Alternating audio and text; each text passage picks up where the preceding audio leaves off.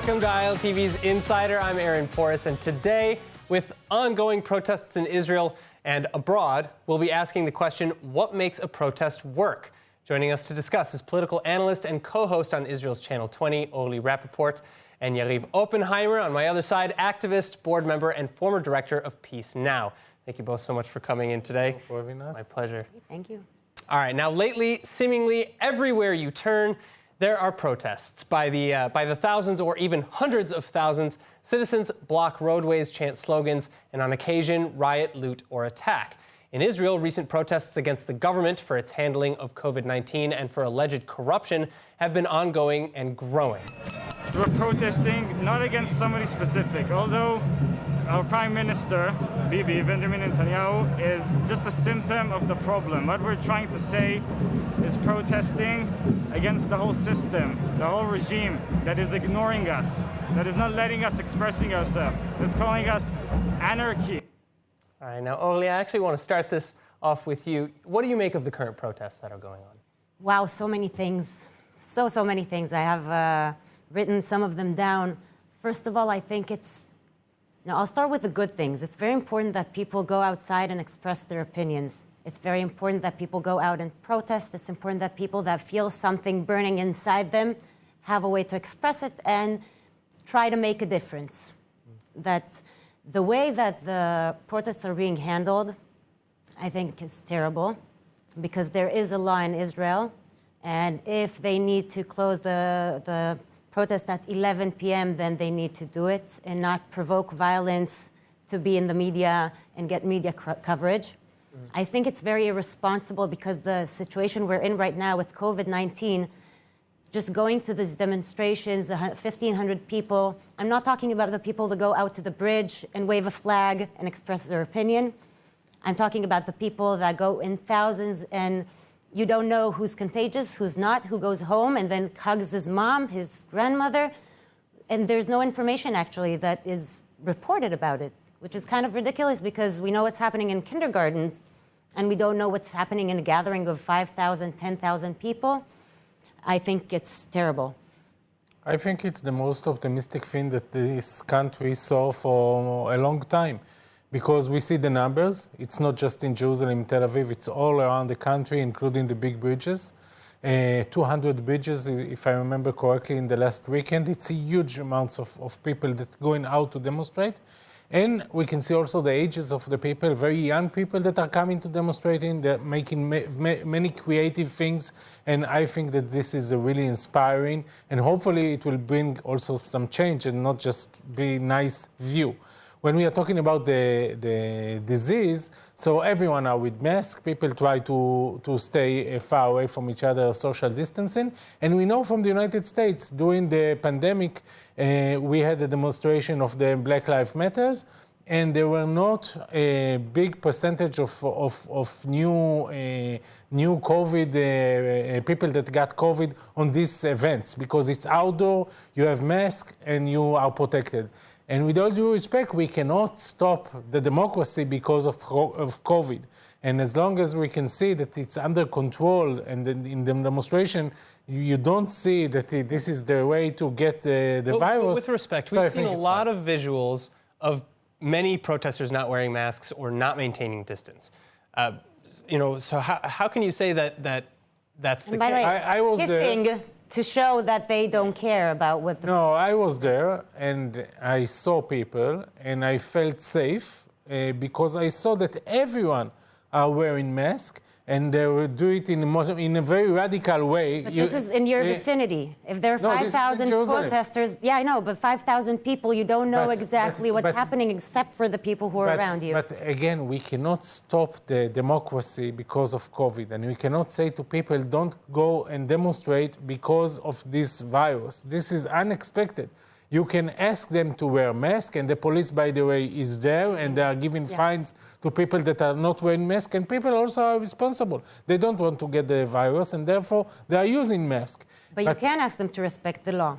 Like regarding stopping at 11 p.m. and not making noise till 4 a.m. and things like that. If the problem of the right wing in Israel about this demonstration is about 11 p.m. and after, so I'm ready to go together with you and ask them to keep quiet. And you know what? If few nights a year the quiet will be from 2 a.m. and not from 11, this is not the reason to say that these demonstrations are bad, that they are anarchists. I started by saying that it's good that people are going out to demonstrate. But the government is trying to use the 11-hour and the noise thing in order to delegitimize the But I do want to say a few things about regard to what YARIV just said. First of all, about how many people are going, many people. We need to remember that in the end, they don't make up one mandate together. I mean, it's a lot of people, and it seems like a huge amount. But everyone that is going, you can assume that many people stay home and they support him. No problem. And when we are in a neck-to-neck situation, 4 people and every one demonstrator, you get one mandate. When we are in a neck-to-neck situation that Netanyahu didn't win landslide the last election, so I think that you should be worried, even if it's a smaller number than. So I want to ask you. Especially regarding the numbers here, because as ORLY pointed out, it's a massive amount, but it doesn't really translate in terms of politically to a lot of sway necessarily. So how successful do you think the protest is going to be? Because, one of the things, for example, that they're calling for is Netanyahu's ousting from parliament, from politics, which I think it's safe to say he's not just going to step down. I don't know what will happen in the next few months, because on January, the trial of Netanyahu will actually begin, and he will have to come to court 3 times a week. And I don't see how a prime minister of the state of Israel can spend so much time in the court. And we are getting into this boiling point. And Netanyahu has to choose whether he's going to an election, and I'm not so sure that the Knesset will allow him to do so, whether he's going to the court and he might find himself not being able to be the prime minister. Maybe he need to make the decision whether he accept the deal that he made with Blue and White and continued with this government. And this demonstration has an effect on the political process in the Knesset on a daily basis. And when you look at the poll, you see that the big bloc, I will call it the not Netanyahu bloc, is becoming bigger in the last few weeks, according to the polls. So there is an effect. So I want to say about you mentioned a lot of people. We were speaking of the balance of people and the young people. What we see on TV, the coverage of the media, not many of the young people know to explain why they're even there. They know Bibi is bad for Israel, but you give them the mic and they don't know what to say. They're not politicians, They're not politicians. I will not undermine them. I know. I'm not saying that they need to be politicians, but when you go and you want a demonstration to be effective, people need to know what they're going out to the streets for. And there is, in a way, I think, a feeling that many people are bored. They have nothing to do during this time. Wait till you hear me out. There are buses that are organized, traveling to Jerusalem to protest. It's like a big rave. It's like a big party. You even have shows there. I think Skazi and Achinam Nini. They go out. They have a good time. They come back home on a bus. Why not go? What is there better to do? On the other hand, there is a protest in Tel Aviv, of the independence. They're not able to bring more than a few hundreds of people, and they're the people who are really hurting. So I can't say, I don't know if this is a good example why the people that are coming to Jerusalem from Tel Aviv, and it's a long way to go. Yeah, but you pay 30 shekels for the bus that is funded by a prime minister organization. No one is so enthusiastic about taking the bus these times. But people are doing it because they are political. They don't know exactly to tell you in a political term what is bad. But they know that this government and the prime minister is not taking care of the country, is taking care of himself. And because of that, there is so much energy and so many people that are coming to that, and they are not coming to this economic protest that is protesting very against important. No one. But it's against no one. Yeah, but it's a trend. They're following a trend. Tel Aviv is trending now, and many people are trending now to go to these demonstrations. It's cool, it's nice, you're in if you go there. I really hope you're right that this is a trend, because I want to see this trend continue. Yes, this is a trend that will end eventually. Because, what makes a protest successful, right? Because you're saying that you think it will be successful just because of the facts on the ground, not necessarily the pressure from the protesters. So what makes a protest successful or not successful? I have a question. Is the Black Lives Matter protests, are they, in America, are they successful? I think some will say that it went to the direction of anarchy in some places. And I have to be honest and say that it scares me a lot. It scares me because what we're seeing in Israel is copy-paste of what's happening in America. There is a very right cause of equality in America and in Israel, helping the people that were hurt financially and the economical situation. And someone takes a ride, if to say, on this very important cause and start violence and start anarchy. And that, I think, is why... With all due respect, you cannot talk about that in a vague way without having facts here in the studio. And the fact is that there is only one officer that his leg was broken, and that's it. No, wait. No one else was wounded or happened or something even worse. But that is no not one, true. zero cases of violence. That is not true. So we cannot. But that is not this true. Is the fact. No, tell me about people that are in hospital. I will tell you about. One name. I will tell you about 2 people who were taken to hospital. Yeah, they were attacked by the right wing, not by the left wing, not by the people that are against Netanyahu. The only people that are fighting physically against Israelis are the people that support Netanyahu. Why? The fact that you don't hear about them in the media doesn't say that they don't exist. So you are saying that they are I'm saying, of How course. do you know? Give me their names. You know, you have to bring the facts. Was it you that spoke on the radio with Erel Segal to the guy that said he was attacked, and thank God he's a judoka? He does judo, he said and he that was he able. Back, you know. No, he said and he didn't go to the police. He said that he protected himself, and he didn't want to make it worse. Another Both guy, of us, we weren't another guy spoke about. He's from the side of the Likudnikim that are protesting. Someone knocked down his mic and broke his finger. Knocking down mic. Listen, and broke his finger. Is not vandalism. It's not. But it's wrong. I mean, if it's not your property, it's wrong. And they broke his finger. And the fact that we don't hear about these things. No one broke no one's finger. Trying to break into the Prime Minister's house. No one tried to break into the Prime Minister's house. No, they were just making noise and provocating. The issue here is that eventually you see a massive, huge crowd. You see so many people from so many places. Of course, there will be 1 or 2 incidents. But to call, because of this 1 or 2 incident, to call this demonstration some kind of a security risk or something that we cannot feel safe next to it, this is not the reality. So I agree with you. I'm not saying that the extreme on neither of the sides, by the way, are the ones that should give the tone. But I do say that we need to realize that they exist. We need to be aware of it and not try to hide it. You know that the people in the demonstration, not only that they are not violent, when the demonstration is over, they are taking garbage, they are putting garbage and they are collecting all the trash from the demonstration. More than that, I'll tell you that I saw Kabbalat Shabbat, Gan Atzmut, I think, by the Prime Minister's house, and I found it to be very exciting. I thought at first it started as very cynical, so you're doing this and going up on the menorah and mevazim et tefillin. And then on the other side, I said, okay, maybe there is some hope. That was the other side of me seeing... the Tisha B'Av prayers in Jerusalem as a protest, as a form of protest. So it does give me hope, but also in the U.S. But also in the U.S. it started as very right, like they were very right, the people who protested, and then a friend of mine in Chicago told me that someone was thrown off a building, like right where he lives. So you know where it begins, you don't know where it ends. I think. We're not there, but we need to be very aware to make sure that it doesn't go there, and it needs to come from both sides. But what is effective in demonstrations, eventually the first thing that we need to see is the number of people that are attending the demonstration. And again, I don't know anyone in Israel that is able to bring so many people from so diverse places and ages to a demonstration over and over again, sometimes 2 or 3 times a week. This is outstanding, and I think that this is telling the story more than any other expression or the way that we can. Well, I want to stay on the violence aspect just another moment, because some of the protests have been marked by violence, but more recently threats against Israeli leadership, specifically Prime Minister Netanyahu, and this is what the Prime Minister had to say.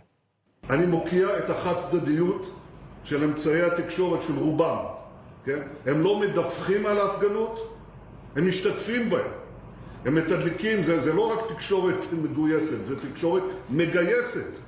הם מתדליקים הפגנות שלעיתים הן הפגנות אלימות שאף אחד לא אומר עליהן כלום. אני חושב שכשיש רמה כזאת של הסתה ולגיטימציה להסתה הזאת מצד פוליטיקאים מהשורה הראשונה, אני חושב שזה דבר שצריך להדאיג את המדינה. אנחנו מחליפים, וזה אמרנו תמיד, מחליפים שלטון בקלפי. לא מחליפים אותו בשום דרך אחרת. All right, Orly, how do you respond to Netanyahu's allegations here? I think he's right. I think he's right because the hatred towards him and the way it's expressed are crossing lines here.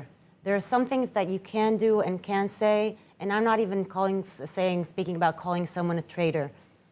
Other pictures of him and the way he's being presented, I think it's something that everyone should be very afraid of, should be very aware of, and try to stop these things. You can't say later that I didn't know or we didn't see it coming. Some things needs to be stopped, and there needs to be a limit to what people, free speech, say everything you want, but there needs to be a limit of what our society allows. I totally agree that we should not allow people to call for hurting other people, including the Prime Minister, but we need to take into consideration two facts.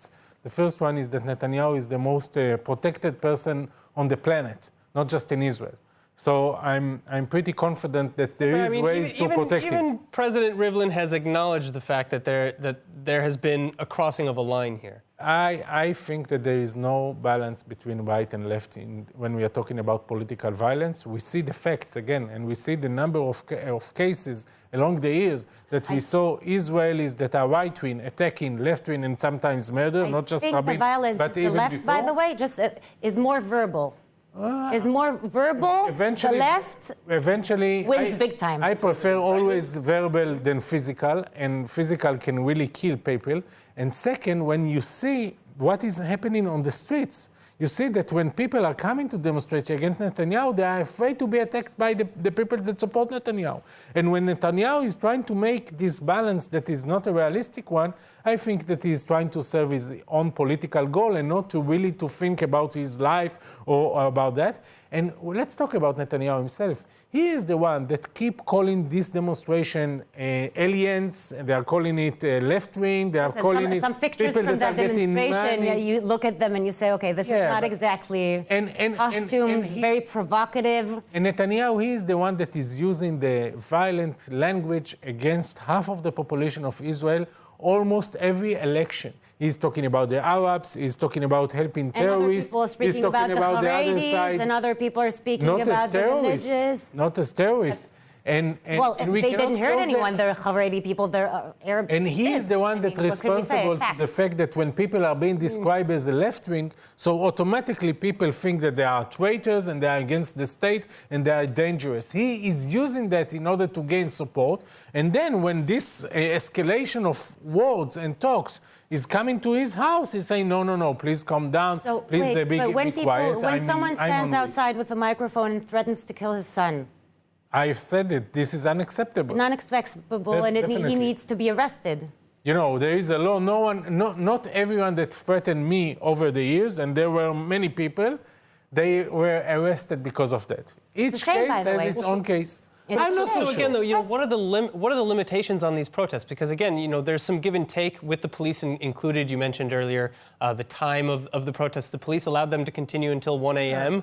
No one will die from few nights that people will I don't know. There was a story about a lady that needed an ambulance and the ambulance can't get to someone. Yeah, but eventually they are being taken out, and in the last few demonstrations, it was non-violent resistance, and eventually it was a show that ended with no wounded people, and even the neighbors, most of them, by the way, are supportive of that. I don't know the most, but big part of them are supportive of the demonstration.